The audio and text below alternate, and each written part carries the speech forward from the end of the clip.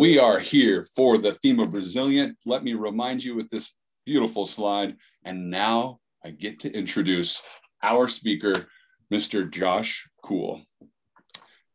So Josh is not only the founder and the executive director of Task Force ISO, he's a photography instructor in the program. He's also a photographer as a result of that, or flip it technically. He's also an Army veteran who served for 11 years. He's a West Point graduate, and he is a new father of a 10-week-old boy named Hudson. And he's our speaker for Resilient. Please welcome to our stage, Josh. If you want to come off mute, this is the time. I should have said that earlier. No, I was already Not you. Oh. Get after it. Thanks for being here, Josh. Sorry. Yeah. Well, first of all, thank you, Creative Mornings, for having me. I appreciate this opportunity to share a little bit about my organization and how we kind of bring resilience to veterans. And I'm going to move pretty fast because I got a lot to show you guys, okay? Yeah, photography is an art form that is near to my heart. It is a craft that I think has given me more than I've given it. And today I'm going to show you guys ways how we use it to inspire resilience in veterans. And also, like, if you're listening carefully, these apply to anyone. Like, you don't have to be a veteran for any of this to apply. Real quick, how this is going to go. My goodness. I hope this is not going to be a thing today. Anyway, so the agenda is going to be a little bouncy. I'm going to start with me. I'm going to zoom out, talk about the veteran experience in general, kind of give you guys an insider view of what veterans struggle with. And then we're going to step back in and talk about how Task Force ISO was founded and how we teach photography and so forth. So that's kind of what we're going over today. First, my journey. I was, yes, as Dave said, in the military for 11 years. I actually went and enlisted when I was out of high school, and then through some magical process, and I'm sure some applications, people got fired, but somehow I got into West Point. I still don't know how it happened, but I was glad to be there, and I fought my way through and successfully graduated. Then I did 2 tours in Iraq. I was actually class of 2001. We're celebrating our 20th anniversary on the 20th anniversary of 9/11, because that was like, we were barely out of West Point and the whole world turned upside down. And so kind of an idea of what my time in the military was like. These pictures were taken about a year apart. So on one side, I'm on the Korean border in a CAV unit, and CAV is basically reconnaissance. If you guys are wondering if the Army why it still has cavalry, we're forward reconnaissance. So I was on the North Korea, South Korean border. And then a year later, I'm on the Iraq-Syrian border, because that's just how it went. And that's kind of an idea of the tempo of operations while I was in. And then I got out in 2006 at the rank of captain and was diagnosed with low-level PTS or PTSD, as some of you may know it. And then I found, I tried to be a civilian for several years, went back to grad school, further my education, and then I found photography in 2010 when I was getting a master's degree in business intelligence and a second master's in finance. So very left brain activities. And suddenly I realized that the right side of my brain had some itches that needed to be scratched. And really, it became my passion. I couldn't learn about it fast enough. And it's been exciting. And then leading to I'm talking about in the next couple of slides, like, yeah, I adapted pretty well initially into civilian life, but I started to feel issues start to creep up. And really 2015, I struggled tremendously. Had 5 people die around me, was laid off, started a business, moved, like any kind of life stress you could have put into 1 year. I packed it into 2015. And by the end of it, I was nearly in a basket case. It was rough. And then in 2016, I founded Task Force ISO, and I will talk more about that in a little bit. But first, let's talk about this becoming a veteran business. So And just to clarify the terms, active duty are just veterans in training. Like they're going to be veterans someday. So I refer to everyone as veterans, if anyone wonders. But, you know, a lot of civilians wonder, like, why are we still hearing about veterans? Why, you know, isn't the military supposed to build resilience? Like, isn't that what this is all about? Like, why do we keep hearing about them? And so I'm going to go into that a little bit here, but I want to focus on, never mind. Sorry, it's a short time, like I usually will go long. That's why I'm talking really fast. Please write down your questions. I will get to them at the end of this. But first thing I need you to understand is how hard transitioning out of the military is, because we spend our formative years, like usually the ages are between 19 to 30. These are like your first years out of the house. Your formative years, you're indoctrinated into this culture. It's a very fixed culture. And it's not anything like the civilian culture. As much as we want to be civilians, like we look at civilians with envy when we're in the military, can't wait to get out. And we celebrate the day that we get out and then enter it and really don't do well. It's not like we imagined. And part of the issue is like on my slide, like 42% of veterans enroll in VA, less than half. So you talk about VA struggles, less than half are actually enroll in the VA services for healthcare and other services, but primarily because we just want to disappear into civilian life. A lot of veterans that don't know what they want to do leave the military and get the GI Bill. And they say, hey, I'm going to go to college. I'll figure it out in college. Well, there's a problem there because PTS, if you're triggered, you can't learn. It's a problem. Like, and I'll talk about that when we talk about PTS, but so they struggle through this environment and it makes it actually worse because they don't have a support structure. And then, you know, what's closer to what we do, there's this immediate adaptation that we do. Like, I want to be a civilian, I want to disappear. And then about 5 to 10 years down the road, there's a larger long-term adjustment that needs to be made. And that's where a lot of veterans get tripped up. And that's why you will still hear about veterans having issues, because they've tried to adjust into civilian life. And it just eventually you're like constantly talking in a foreign language. You're constantly editing everything you have to say. And it just starts to wear on you because this isn't like how you're comfortable. And so these are usually, and these long-term adjustment period, that's kind of our target base for our organization. But one thing I want to really hit hard on is that this generation of veterans, and our generations are based on wartime, but so post 9/11 veterans have a tremendous heart for service. Like, it's unique to us. Like the World War II veterans had the VFWs and they drank beers at the bar, and that's how they had their sense of community. And our cohort generation is all about getting out there and continuing to serve in our communities. And, you know, we really want to it's not highlighted enough how much veterans are doing out there with your Mission Continues or Team Rubicon organizations that are doing emergency relief. However, we have, you know, invisible injuries, and it's a lot more prolific in this generation of the younger generation of vets because the medical interventions were so far superior. So a lot more veterans have lived through these experiences, which in other eras would have usually meant that they passed away, like they didn't make it. And so now we have a lot more mental issues, and they're called the invisible injuries. And I want to just, because mostly civilian, I want to clarify a couple of the terms because they're used synonymously. First off, it's post-traumatic stress. You hear it as disorder. It's really, the disorder has been dropped in professional circles. It's usually just referred to as PTS.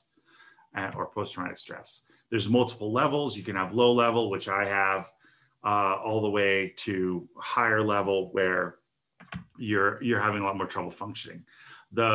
Actually, the focus of my organization is on the lower levels of stress, of post-traumatic stress, which usually surfaces as social anxiety and a lack of willingness to get out in social environments because of the anxiety. Post-traumatic stress is caused when, see that little thing circled on the brain? That's the amygdala. And that's your flight or flight node in your brain.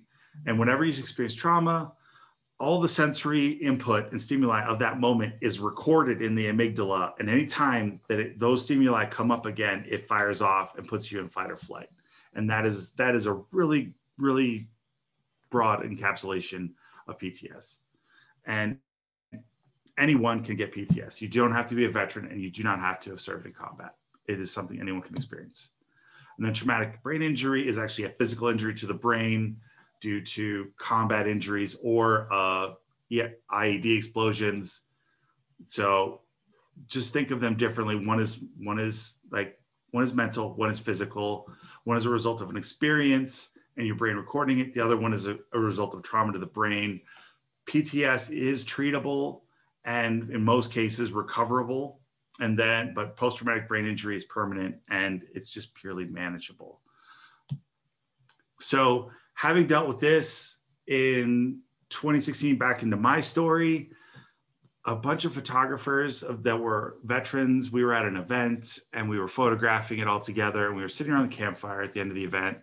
And we started talking about how we were using the camera.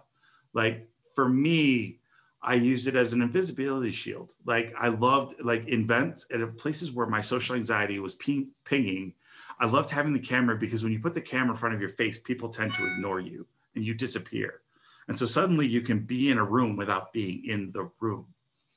And we thought and then suddenly the other photographers were like, yeah, I do the same thing.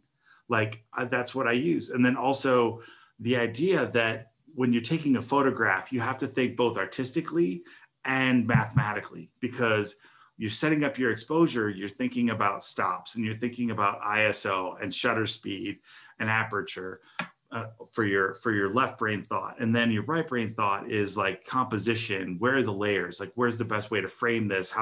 What techniques should I use? And it's really a tool for mindfulness. And I thought, wow, there's something behind that. And so as a result, I started this organization. And Task Force ISO, for those of you that are not photographers, ISO is the sensitivity of your sensor.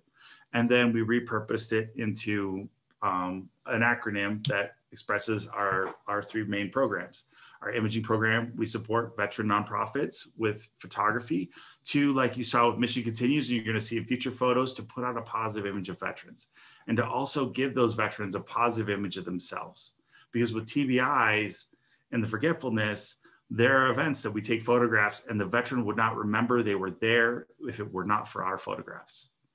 And so that's our way of touching a lot of veterans with photography. And then on the other hand, we also, and I'm going to get a lot deeper into this is our support program. We teach photography as a therapeutic tool. And I'm going to give you guys a couple of pointers on how we do that and how you could possibly use that to build resilience in yourself as a tool. And then finally, our outreach program, since we work with over 30, I think we're at 34 different nonprofit organizations, we are a great nexus in the community of veterans to help organizations talk to each other that wouldn't, or to connect veterans into organizations that they would find solace in and find a veteran community that can be supportive. Okay. And so now I'm going to go through a couple of our imaging program photographs and show you some of the organizations we support. And so River Deep Alliance, this is a family fishing event. This is Valley Games Far West. We actually go across the country photographing different organizations. And this one is in California. And this gentleman is actually visually impaired. That's what, if you notice the thing touching his hand, he's actually competing in an archery event visually impaired, to kind of give you an idea of the resilience of the veterans that we like to show with our imaging program. We support art therapy groups, Operation TBI Freedom. We support them on family things, and a lot of their veterans are part of the ones that we teach and bring out to events. Anglers of Honor. So, and I want to give you guys an idea of the pantheon of things that support organizations that are out there for veterans. And it's a matter of them just going on ask, but some of the awesome things. And then close to my heart, the West Point Society of Denver. I support their Founders Day and love to show like all in here about all the stuff that these veterans are doing, because yeah, West Pointers are all veterans. Now, like I said, I want to talk about our support program. We're teaching the art of photography as a therapeutic tool. And why photography? And again, I want to reiterate that it's an interesting art form in that it requires you to use both sides of your brain. So when someone is having a PTS episode and their amygdala misfired and they're in a fight or flight response in the middle of target, they're not in the moment. And it pulls them away from the moment because they're responding to something that is not there, basically, a threat that is not there. And the reason photography is a powerful tool and using both sides of the brain is that it's a great tool for mindfulness and it pulls them into the moment. It's really hard to take a picture, an active picture that you control if you're not in the moment. Like it doesn't work. I think they call that a snapshot. Because you're not really thinking through it. And it's also more immediate than other art therapy modalities. Like you saw the picture of art therapy and there's a big canvas and an easel that has to be set up and paints have to be pulled out. It's not very immediate. Whereas a camera is like as close as your phone. If you need a camera, there's one on your phone, guaranteed. And then another reason it's powerful is that it lends itself to metaphors in real life, which we have used as for self-discovery and to bring up, like, remember, we're focusing on low-level PTS. So we want veterans to realize maybe they're fighting with some issues in the back of their mind that they haven't brought forward. And so our metaphors are designed to, like, say, use ISO, which is a part of our name. Well, that's sensitivity. If you turn the sensitivity of your camera up too high, it turns it noisy. It's a terrible image. But if you don't turn it up high enough, it's underexposed and you don't see it. So a great metaphor in your life, like what are the things that you're overly sensitive to? And then they will take pictures in a very high ISO to the things that really are make their sensitivity go nuts and they're really highly attuned to, but it also causes noise in their life, and versus things that they shut out. Because, part of PTS is like shutting out stimuli because it triggers them. So what things are they shutting out? And if you turn the ISO down too far, it's an underexposed image, it's dark. And so those are that's just an example of the metaphors that we use in our program. And so, yeah, we teach photography, but with a twist. We try to get them on manual. Why? It's all about controlling, like taking control of the artistic endeavor. And I think since most of you are creatives, I think you understand that how important that is of like, you don't let the art come to you. You come like you have a vision and you bring it into life and taking that control. And so with a manual mode, they're taking exposure control. They're controlling the shutter speed, aperture, ISO, all those numbers. So there's their left brain activity. Then with composition work in our class, they take artistic control. And then with our self-discovery metaphors, they start taking awareness of areas of concern in their life that maybe they're not dealing with. And then additionally, we have this mental health referral network of several organizations, to include the Sturm Center, which helped us develop our metaphors at the University of Denver. And they're our professional safety net to refer the veterans to if they're like, hey, I've just realized I do have a significant PTS issue, or there's something that I'm struggling with. I can't put a name on it. I would like to talk to a professional. And then we're able to connect them with those professionals, because none of my photographer instructors are professionals themselves. And then I think one of our really cool things that we do is that once they graduate our program, they become what's called the Stutog. And because I'm lazy, I don't like that in Protog as a professional photographer, because I got tired of typing that like 70 letters out every day. So Stutogs, Protogs is kind of our lingo. And anyway, we say like, okay, you're not done yet. Like you just started on your journey of learning photography. Hey, we're going to go photograph this event of other veterans. Why don't you come with us? Why don't you follow around one of our pros and learn in the field more about photography?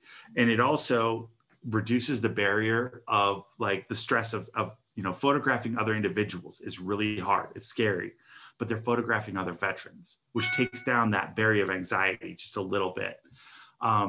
They get to experience the veteran community. Like one of the misconceptions is there's like veterans get together, they're all pulling rank and like, well, I was a captain and I was this, and so you better call me sir. And like, no, that doesn't really exist in the civilian world. Like we're all like the same rank once we're out. Like most of us don't care. And and they become aware of other groups, and it also gets them out of the house and promotes activity, which is a great combatant to that social anxiety.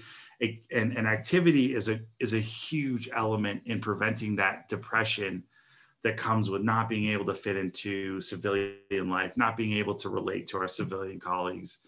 And it's just activity, getting them off the couch. So our results. For a little organization, we're turning 5 next month, by the way. The 29th of June, we turn 5, which is a big damn deal for a nonprofit. And we're pretty excited about that. And in those 5 years, I've been able to get 33 ProTogs to volunteer. We've had 68 students go through our program. And because of COVID, we're doing virtual classes. So we're actually we taught veterans in 14 different states. And before 2020, we photographed over 10,000 veterans. And that's from all the events. It's crazy how busy our summers can get. And then we have 34 partner organizations I mentioned earlier. And kind of an interesting thing, like in our support classes, we've had 10.9% of our students request for more advanced mental health services than we provide, and ask for a referral to a mental health professional. So in that way, our program's kind of is working. And then I just want to point out that we're all volunteer, and all of our services are free to veterans, and we have no corporate sponsors. So we've been doing all of this on we're a very scrappy nonprofit in how we pull all of this off. And so I just want that to, we're growing. Our reach is far exceeding our grasp. Any gifts help. Like $5 a month is game changing for us, because we function at a 96% efficiency rate. That means 96 cents of every dollar goes to helping veterans, which very few nonprofits can brag about an efficiency rate that high. And so we're pretty proud of that. And we're, very focused on how that helps our veterans. We do have a Memorial Day campaign going on right now. We partnered with Nick Del Calzo, who is the official photographer of the Medal of Honor Society. And he has donated hundreds of his prints and one of those is I'm sorry, the slide's ugly. That's my bad. But that's an example print of some of the prints that are available. And at certain donation levels, you will get a print or a package of prints in recognition of your donation. And so that link is available. And I think RJ is going to put it. Yes, he put it in the chat. So feel free to check out our campaign page. And if you want to see these prints in person, we are going to be at the Colorado Veteran Project Memorial Day March and Run in Colorado Springs on next Saturday. And you get to see a lot of veterans out there. And you can actually see some of these prints in person at our table. And we'll also be photographing this event again this year. And we're excited because it's a pretty cool event with probably, I think, 800 participants. And they get the Norwegian Foot March badge if they successfully complete the 25-mile ruck march at the event, which is cool. And then another way we raise money, because maybe you're not in this position, we kind of do some for-profit fundraising where we'll photograph for-profit events or someone else's fundraiser. And we do that for a donation to our organization. And it's a win-win-win, because you're getting your photography needs taken care of by professionals. We're getting some money donated to our organization to help us support veterans. And you get great pictures. And we've had some really cool fundraisers in the event. And that's kind of it. I'm actually, wow. Sorry, my rehearsals went way long and I got this down to 23 minutes. So I'm pretty proud of myself. Anyway, just to wrap up, if you've never thought about photography in a way as a mental savior, as something to do in your mind, it's definitely something worth considering, because again, and I encourage you to get off of just the cell phone automatic mode. Trying to get off of those automatic modes is kind of the key to how this works. And that's when you start learning how to take control of your exposure and then working through that process. And trust me, when you're first learning it, it's like patting your belly or tapping your head and rubbing your belly. Like, it just like it makes your brain work so hard. But when you do it and you're out there, like, you'd be amazed how, like, when you're actually photographing something in that manner, in that mode, that you are in the moment. Like, you can't not be in the moment. I've had events where they want me to be the executive director and talk to people and be the photographer. And I'm like, I can't do both. Because if I'm a photographer, I'm in it. Like, I'm in the zone, and I have to be in the zone. If I'm talking to people, I'm on a totally different wavelength. And if I try to do both, I do neither very well. And so, yeah, that's something that you can use for resilience. And it's right there available, more available now than any other time. And so with that, everybody thank Josh. Come off mute. Let's give Josh a round of applause. Heck yeah. Listen for those claps. Thank you. Thank you.